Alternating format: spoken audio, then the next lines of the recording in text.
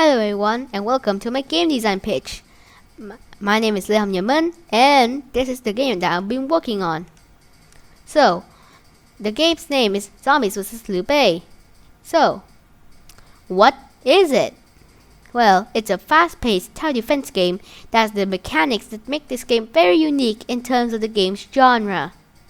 And it's a good way to punish people that are overconfident. Players, I mean. I'll explain to you why later. Plot.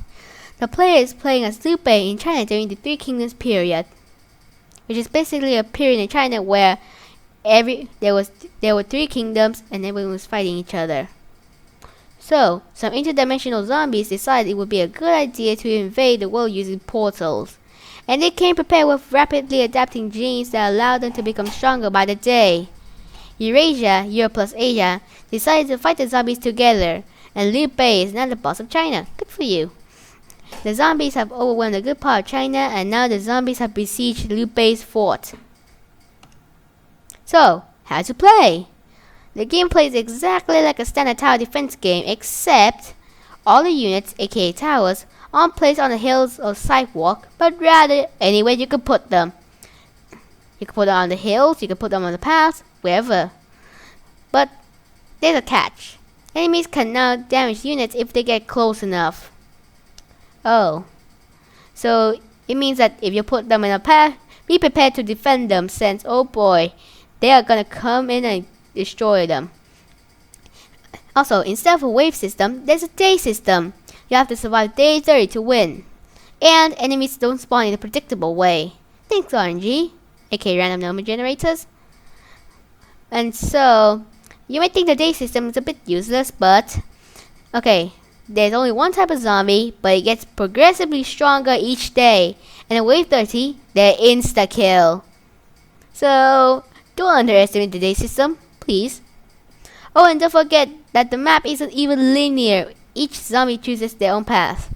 This is explained better in the map layout.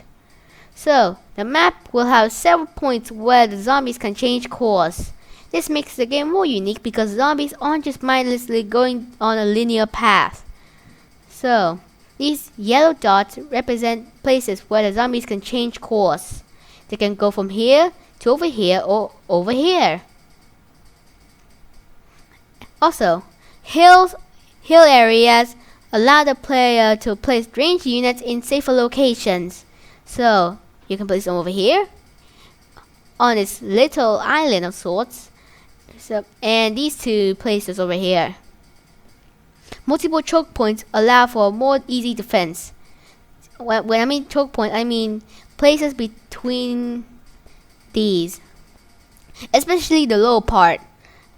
Sometimes the lower part gets attacked most, sometimes it's the upper, but generally you have to both attack them whether it's easy or not. I mean defend them. Right. So, how to play, part 2. Don't forget the units. There are 4 units in the game. The barricade does no damage and easily destroyed, but is able to block paths and is very cheap. And it can be pushed. Pushed, you say? Well, it's very important since the barricade is normally coupled with a knight or warrior. A little more expensive than a barricade, but they can fight back. Knights are very good in swarms and can be effective behind barricades. However, they can't be dislodged from their position. So when I said the barricades can't be pushed, it's for a good cause. Since, zombies can push through the knights and just push them away and make a gap between the defenses. The barricades don't have that disadvantage. So combine barricades with knights and warriors and you have a pretty good starting defense. In fact, it's one of the strategies in his early game. The thing that will make them a bit weak, that will make them seem weak though, is the ballista, the main ranged weapon for the game. Very expensive, but easily able to crush enemies that spawn in days less than 10, although not very effective against day 20 plus zombies. These guys on the hills are very deadly since they can pierce multiple enemies. I've seen it once. And makes them and if you have 2 of them, you're guaranteed to kill almost every type of enemy. that is a bit weak on days less than 10.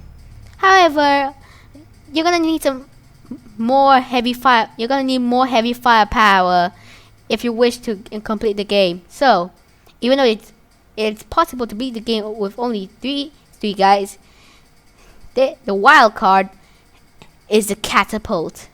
The catapult, the biggest baddie of them all, and the most expensive, can kill a zombie regardless of when he spawned. Day 10 or day 30, it doesn't matter.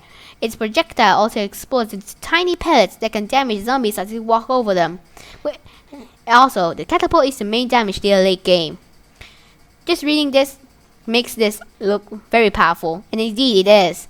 Even though its bolt is painfully slow, it can score a headshot its chance of hitting a headshot is very high, and unless the zombie is very fast or is an Olympic runner, it can hit most of everyone, and if it doesn't hit anyone, it'll just have splash damage. These guys are your go-tos in late game, as they are the only ones that can one-shot a day 30 zombie. Now that I've cut the towers, I think it's nearing the end. Okay, the player. This game is a perfect way of making you feel nervous playing it after playing it once. Trust me, you'll feel that way after you play it.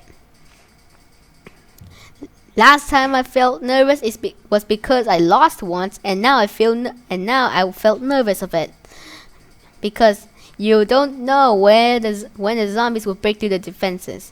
Speaking of which, makes the player think about what to do in case the defenses are overrun, and if they run out of cash to defend those last few barricades and knights. Every time I make a backup, I always wonder if there will be enough, because they're always understaffed and undermanned, and also under budget. Okay, and also punishes the player for being overconfident, because the first few days can be deceiving. If you feel overconfident, you will know the consequences of being like that, because oh boy, the zombies get tougher and tougher each day, and on day 30, like I said, again and again, they're gonna ruin your day and possibly make you rage quit. Okay, the end. That was my game design pitch. I hope you liked it. Bye bye.